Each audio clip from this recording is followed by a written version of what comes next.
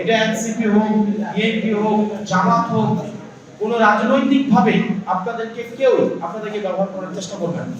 কোন রাজনৈতিক পরিচয়ে আপনার কাছে গিয়ে বিশেষ কোনো সুযোগ বা কোনো সুবিধা কেউ কোনো আবদার করবে না। আপনার কাছে একজন সেবা প্রার্থী হিসেবে যাবে, আপনি হচ্ছেন রাষ্ট্রের একজন সেবক, এবং আপনি সরকার যে সুবিধাটা আপনার জনগণের জন্য দিবে এটা আপনার মাধ্যমে কিন্তু যাবে। সেই জায়গা থেকে আপনি হচ্ছেন সেবাদাতা, এবং যিনি যাবেন উনি সেবা গ্রহীতা। এই এনসিপি আকারেও আপনার কাছে যাবেন না। এবং আমি প্রত্যাশা করি আমরা যদি টিম আকারে কাজ করতে পারি, তাহলে দেবদারটাকে আমরা গতকাল যেভাবে পেয়েছি আজকে তার থেকে বেটার রাখতে পারবো, এবং আগামীকাল বেটার থেকে আমরা আরো বেটার করতে পারবো।